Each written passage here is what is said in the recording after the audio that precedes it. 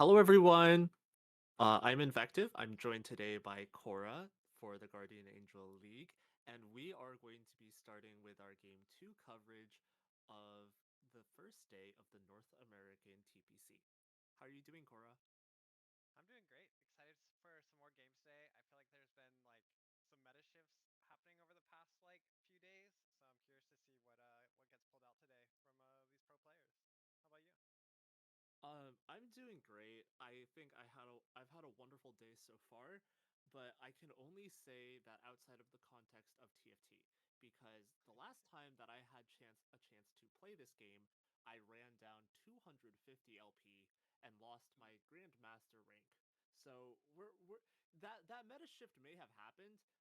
I tried to get ahead of it by playing some new comps that I'm not good at, and I failed very, very miserably. I know that feeling all too well. That's kind of how some of my games have been, except I don't have that LP to spare at the moment. Hey, that's okay. The great joy of the arduous climb above Masters Plus is that you could always lose all of it. True. There's Uh, always you can only go down so far though. You hit that zero and it's like, all right, now I can play more, do a little bit more limit testing, see where it goes. yes, for sure. Um, do you have anybody in particular you're going to be watching in this upcoming lobby? I personally wanted to watch this lobby to see if K3 Soju is going to be on his form today. Yeah, agreed. I After Soju coming off the win last week after not having tourney win in so long, very curious to see if can continue that momentum from the last tourney.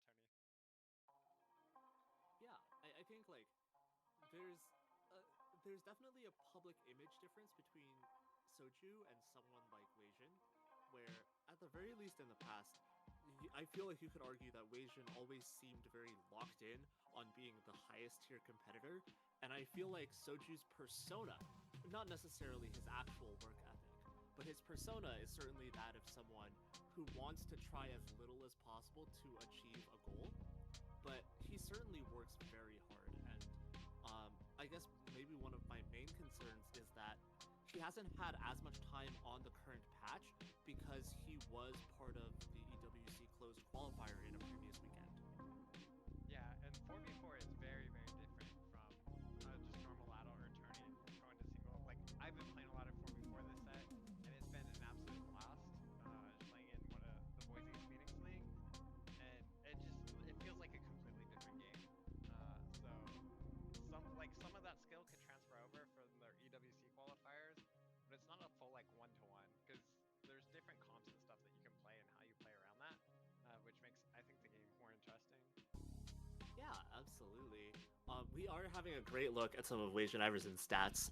Of course, Wei-Jin Iverson was an incredibly dominant player in set 16, but he's had his crown stolen out from under him by some of the other North American competitors as of set 17. Nonetheless, his stats are absolutely incredible. Out of 332 games, having a 20% win rate is absolutely disgusting. Um, I have been playing behind the curve of like people who try to climb their LP. So that means like I feel like I'm consistently matched up against easier players on the ladder. My win rate is like 18%, and most sets it's like 15% at most.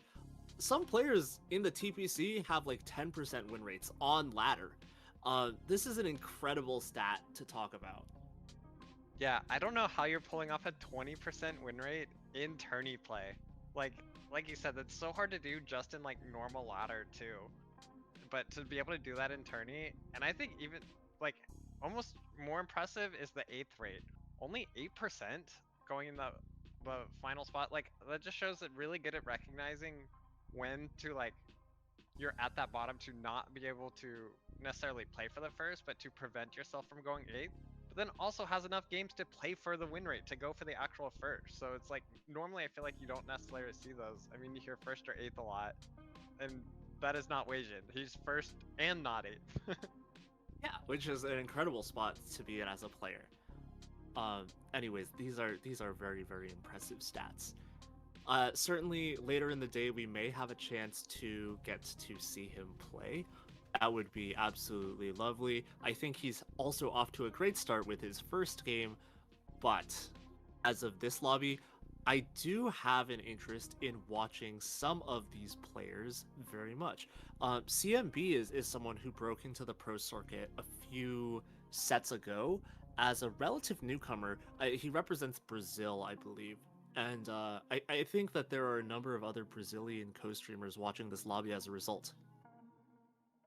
Makes sense. I'm not very familiar with them. I feel like the last few sets I've not followed competitive as much, so some of the newer names, uh, I don't fully like I recognize seeing the names, but I couldn't really tell you about some of their gameplay. So I'm always excited to see like these newer players and learn more about who's like been entering the scene recently and outperforming our OG players. Yeah, two of the other players in this lobby that I'd probably take a look at are Basso Skills and David Ace. Um, Basso Skills won the last lobby. Uh, Both of them actually played Corgi, which, if you have played this patch, really no surprises there. But yeah, I think both of these are awesome North American representatives. David Ace is, I believe, Quebecois. I think his stream is always a lot of fun. He's always working hard on his stream, and it's fun to go in there and mess with him as well. Awesome. And now we're starting to jump into our second game, starting with random 2 costs, so nothing terribly like crazy, no loot subs, no emblem encounters. I feel like what I always love to see here, just, you know, bog standard game, just fries in the bag, just play normal and not have to worry about all this other stuff when tourneys can already be stressful as is. Yeah, are you compelled by this Darkstar Lissandra line? I think this line is like really good if you have all the units early. So I'm someone that like I always hold the Cho'Gaths and Lissandra early. If I hit enough copies and scout around, it's like, okay, this line is now open to me. I don't think it's necessarily forcible, but like if you're given them in stage 2 or stage 1, if you're holding the correct units, I think this line is fantastic. That's great to hear. I've literally never had the spot this patch, so I cannot speak to the efficacy of the Lissandra. But David Ace might be considering it as well.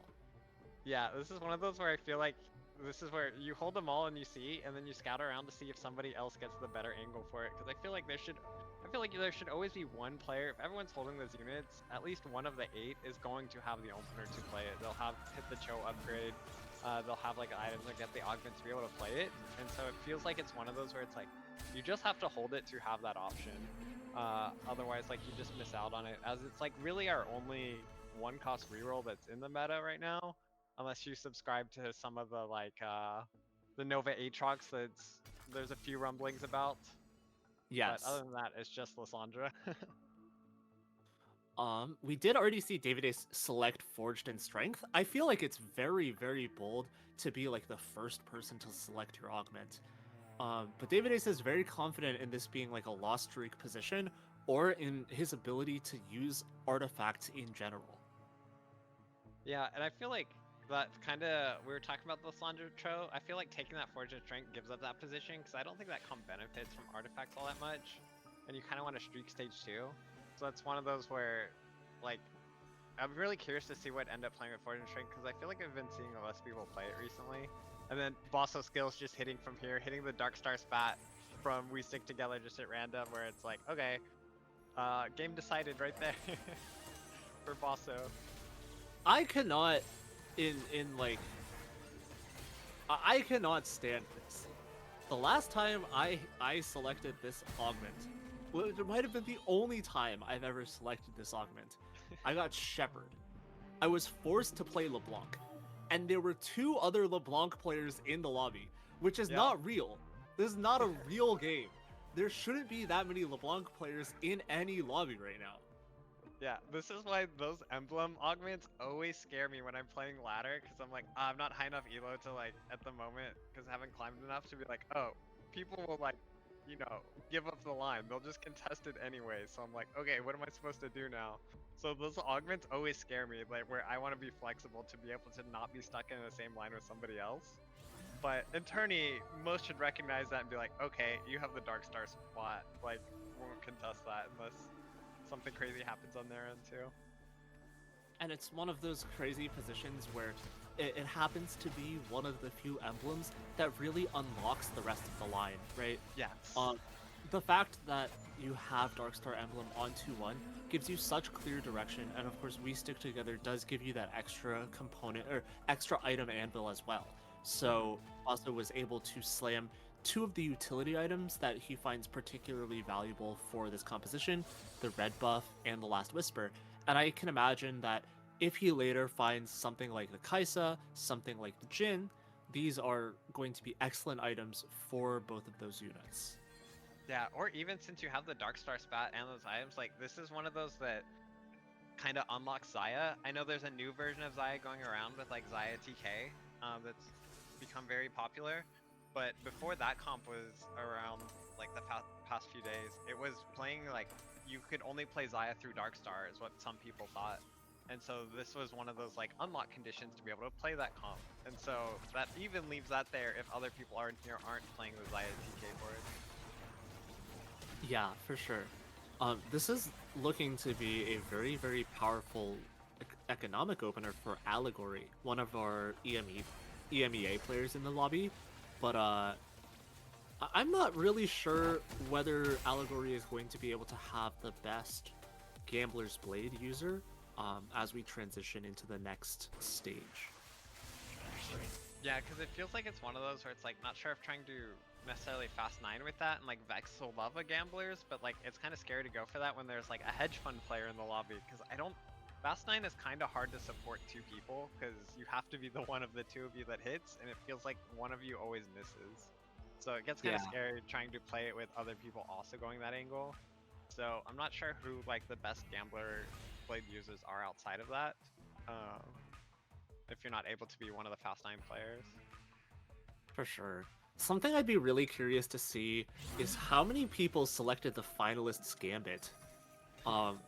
This is an augment or this is a god boon that I have like a particular affinity for. I feel like it is really a very valuable a valuable boon where I don't think 3 gold is even all that bad as god boons go for stage 2. But the potential payoff is so high. Yeah, agreed. I feel like it's one of those, because mentioned 3 gold not being that bad. There's plenty of augments like the Varus where it's like, oh, you get a 3 cost hero. So it's like, it's still a very similar value. Granted, the champ is going to be better than straight up gold because you can sell it for the same. But it's like, not nothing. So it's 3 gold is enough with the champ that you get from the god boon drop after to be able to like make your next econ breakpoint that you might not be able to make without it. Yes. We do have a pause. Lakoko disconnected and reconnected, and our players are readying back up.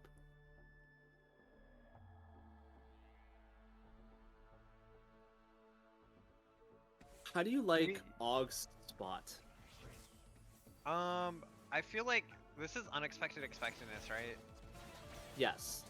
I'm not sure. I wish like we were able to tell what got from it, because I feel like a lot of time you get like 4 costs and stuff. I'm not sure. Did they get? Can you get dropped an extra item?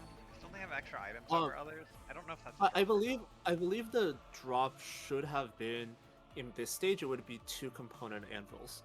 Okay. Because Aug looks like they have like an item advantage over the rest of the lobby right now. Yeah, I think this augment's great when like you don't necessarily have a direction at the beginning, and you can kind of see just playing like a mix of units here. Like we don't have the full Primordium, but we have like the Rogue play around this like early Briar to carry. Like we're on full streak, being able to streak off this unexpected expectedness, and then be able to get power up even next level, because you're like in stage 2, you're kind of like you're at gold augment level compared to everyone else on a prismatic.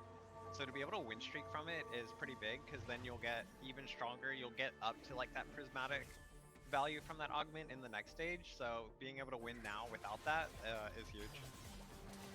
Yeah, and this matchup against Soju, I have to imagine that Aug is going to be able to complete the 5 streak, and then we'll have to see if Lakoko is also able to complete their 5 streak as well. But I spoke too soon.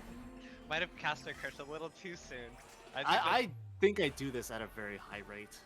It's the Soju getting the full value from his prismatic right before, because we saw he lost a couple of like he lost what the first 2 fights I think, but then getting that tactician's crown after only 3 fights, to be able to get that whole extra unit in, you can spike right after that, and just kind of overwhelm through numbers at the beginning.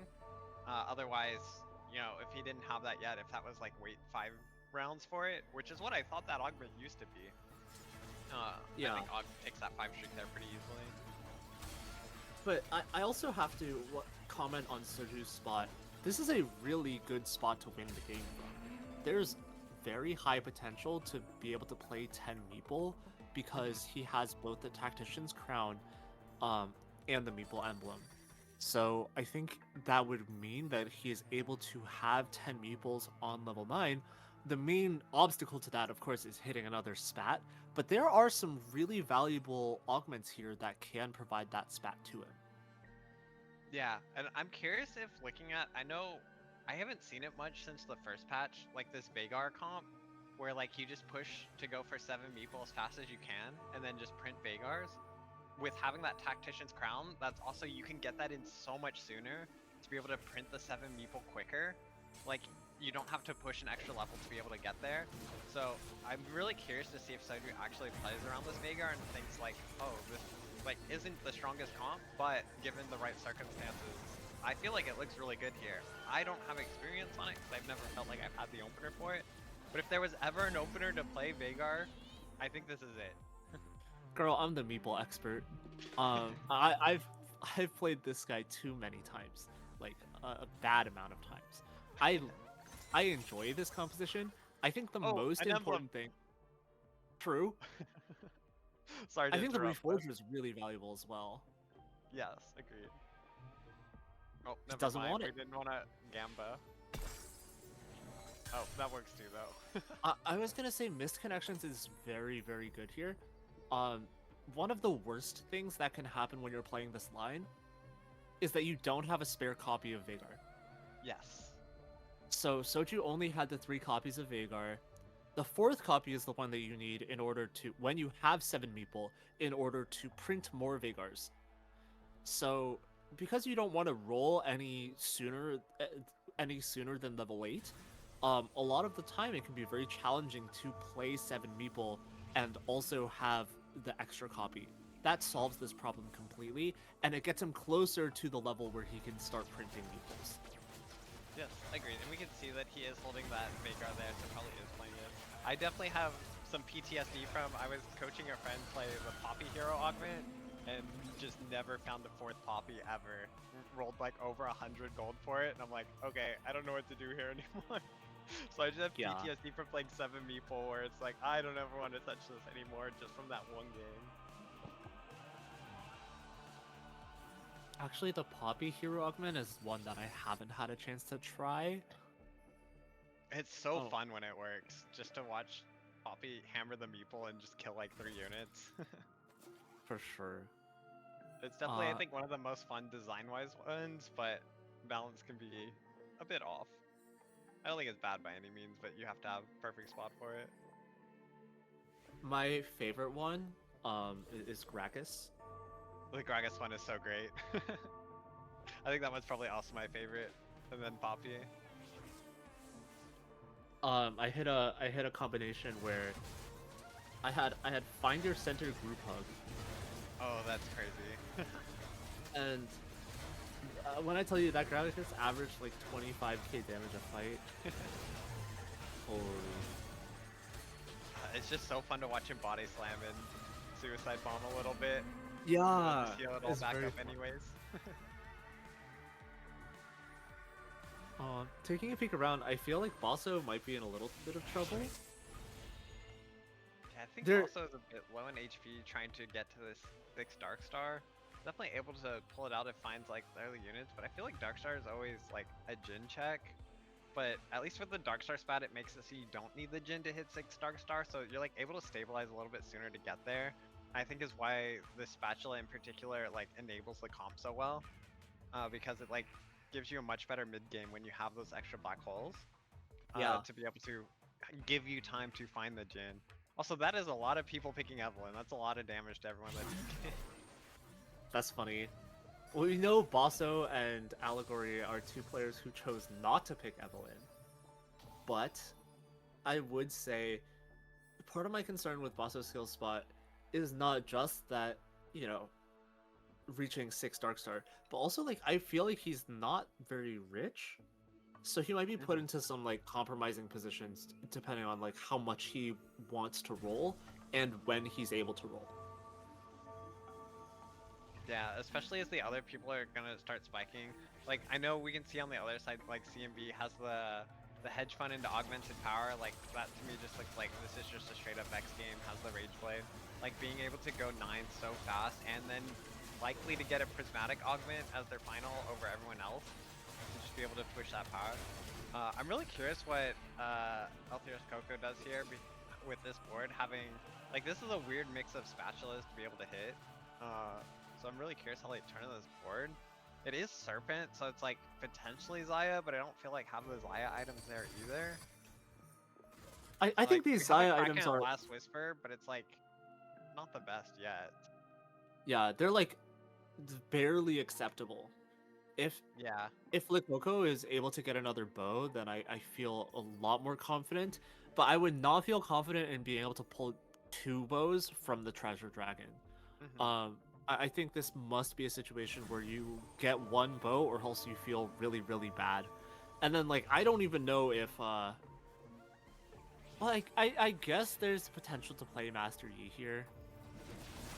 But if there's any way our lovely producer Domino could check on the Gragas what psionic item the Coco has this game, I think that would be one of the ways that, you know, we can know if Coco is able to play Master Yi.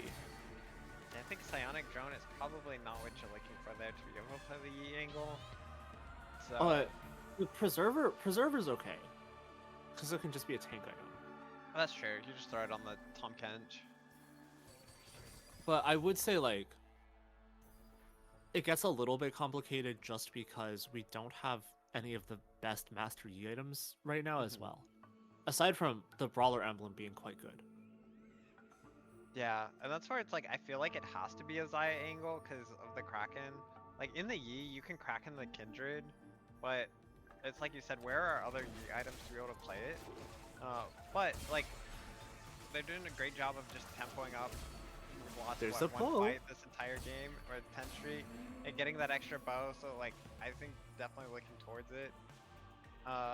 It is also, like, if you roll down and you hit a bunch of Yis, there is the angle there, because had QSS, Giant Slayer potentially.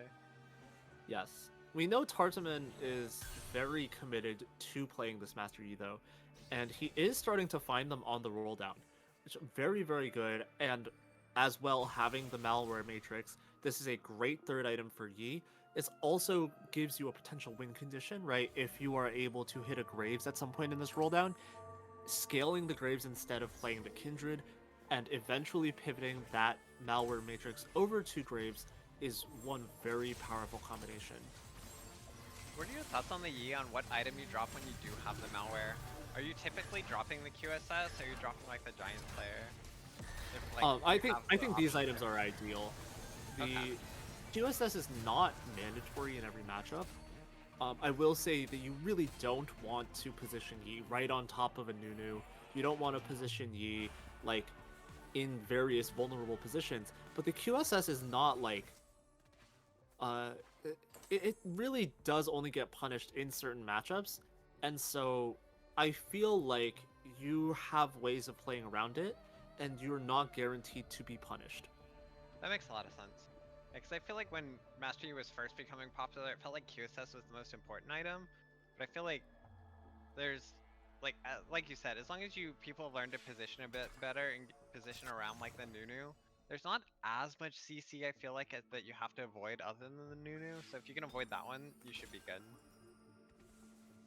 Yeah. Foster skills, I feel like this is an interesting pick for me. Taking the big grab bag at a point where you could have taken Gilded Steel, strikes me as being a little bit like, is this not playing enough for a condition? Yeah, I see Gilded Steel and I'm like, oh, I get to Gamba for Jin in my Darkstar board every time. I'm clicking it, whether it's the correct play or not. So, but I feel like that's kind of what this board is just lacking is the Jin. We're missing like a lot of upgrades. We don't have the Kaisa upgrade to like kind of hold this Karma not having. We don't have the econ. This is where like being at 3 gold at level 8, not having real upgrades there. It's like I don't know. I kind of prefer just trying to gambit for the actual for the Jin, but at the same time, like yeah, it feels a bit rough from this spot right now, being this poor. Yeah, really frustrating. But one positive angle is having this upgraded Morgana. I feel like she's in a great position as a secondary tank, but Yes. this is a spot where Bosso Skills may feel pressured to make her his primary tank. Yeah, when you're not able to upgrade the Mighty Mech and your main tank is a Mordekaiser at the moment, I feel like the Morgana is definitely better, but you hope to be able to find something to move those two later. I don't think she works great as a primary tank. I think in early stage 4 though, she can. She is 2-star, so kind of forced into this spot here, but we can see it's healing a lot. It's able to sustain through this, so it looks good here. Yeah, I've actually never seen a Morgana tank this well. Maybe it's a problem where I don't have the best item theory on her. She really looks like she benefited from the extra mana that she received from the Adaptive Helm, because she was able to get 3 casts off that fight. I think And also now, getting the supermassive there, that it was able to gain all the extra AP from the Darkstar and the supermassive, like it healed so much when its ability cast, where you don't oh, normally see Morgana do that. oh, Morgana became supermassive. Very insightful. I I feel like I missed that. Right, because it was supermassive, not the Karma.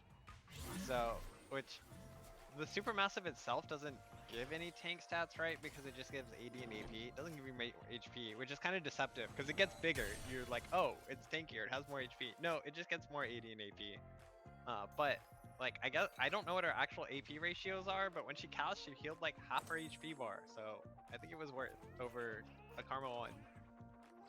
That's so cool. Um, is it just me, or is Allegory like sending it too early? Yeah, I think so, because you're still 2 off. You don't have any duplicators. You're 2 off the Argot and the I can't think of names right now. MF, but yeah, it's not. I mean, and Gamblers. So like you're losing all the like attack speed from the Gamblers by not holding it.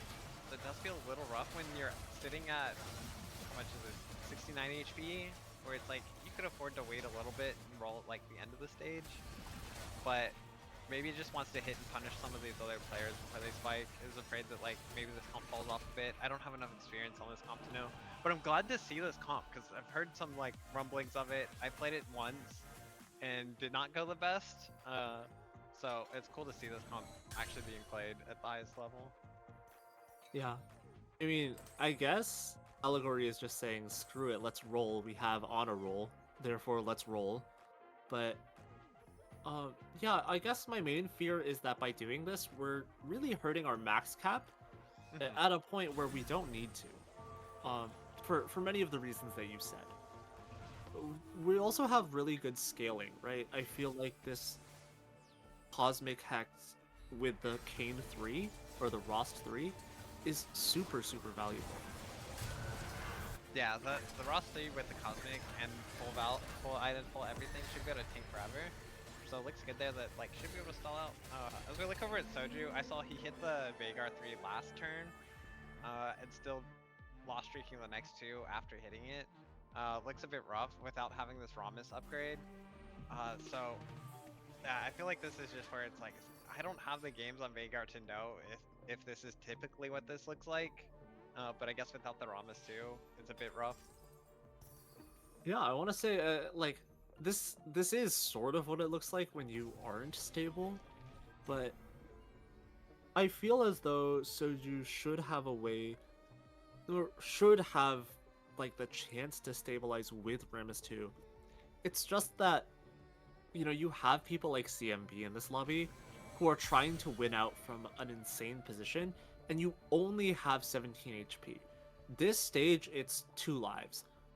Most likely, but next stage it could be just one. Hmm.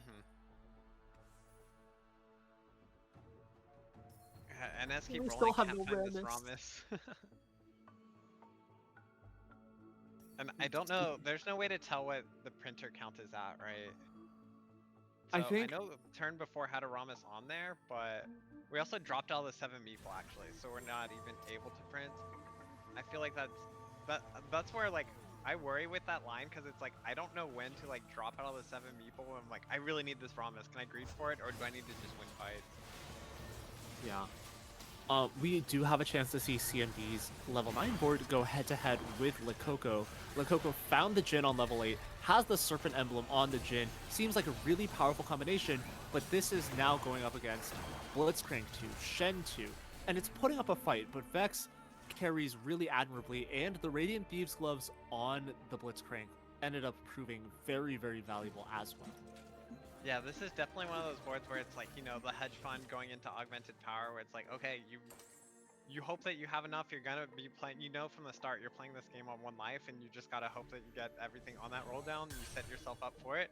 And they did. We have the, like you said, the Blitz 2, the Vex 2, Shen 2, we have now Fiora 2 as well with this Radiant Thieves Glove, so it's like this board is gonna be very, very difficult to kill. So, I mean, you are at 1 life, something could go wrong, but I feel like this is what you want from this board. Yeah. Now being able to switch that Radiant Thieves Gloves as well makes a lot of sense. These are great, or at least greater Fiora items. And we have a good position on the Master Yi here. Are we going to be able to do a lot of damage to it as the Fiora seems to be dashing around? Yeah, we're going to take that Master Yi down. Now the other question is Kindred going to start messing with us? No, I feel like Kindred does not do enough damage to get through the Blitzcrank. Another really good one fight because it allows us to upgrade the Nunu as well. Yeah, I feel like I'm expecting there to throw in that Nunu, take the items off Shen, and put him on Nunu too. So that should make it where it gives you a lot more CC. The Nunu 2 is a bit tankier than the Shen 2 because Shen's not like really a true tank, even though he got a few buffs to like help his tankiness a little bit. But he's still like more of like a damage threat. But so that should help make that a lot stronger without having had that Nunu before. Soju here hits his Ramus now, being on his final life though. See who he matches up against. And then matching up against this very strong Xayah board from Coco, who, like we said, we were worried about being able to hit the bows. It did hit all of the bows needed to hit perfect item Xayah. Yeah, and this is starting to spook me out. I feel like the Jin really does get through tanks quite well, splashes damage across the entire board, synergizes very nicely with the Xayah, and despite having an Ascension, despite having the Archangels, Soju is gonna fall. And, wow. 3 players also fell out of the game this turn. CMB manages to reach the top 4, but ends up losing and does not have a chance to win out with the level 9 board. Soju out in 5th place. Believe he also got 5th place in game 1, so it's not an ideal start to the day, but it's not the worst thing ever. And then Og also fell out of the game. Yeah, I'm curious who CMB's board lost to. I'm just kind of assuming David Ace, who's streaking, but I feel like CMB's board was pretty insane, having hit that Nunu 2 in that last turn after already hitting all the upgrades for all the 5 costs. So I'm kind of surprised they ended up losing, but I'm not fully sure what's on David Ace's board that's able to streak right now at this point. Yeah, we're gonna have to have a peek at some point. Oh, the hey, Corki who would have defense. guessed? Riven Corki. Well, this combination of artifacts on Riven really spooks me out. The Death's Defiance being able to stall a little bit, stall time for the Talisman of Ascension, is a very interesting idea. Yeah, being able to and get some of the healing from Gunblade, so it's just able to, in addition to the Deathblade stall. Like, I think that's really interesting. Like, I imagine that's what happened. It just couldn't kill the Riven in the fight before it was able to ascend, and as soon as that Riven ascends, I think you just auto win the fight. Yeah, I want to say that like sometimes the best solution for single target damage on the Fast 9 board is having a very powerful Graves. And one thing that we did have to point out about CMB's board is that the Graves only had 1 or 2 items by the end of the game. That might not have been enough to tackle the task that you're describing with this Rivera. Yeah, I'm not sure how many upgrades that they fully had at that point. If they're able to like splash and hit all the units, which is what typically Graves does now. But I don't know, we see here as they go up against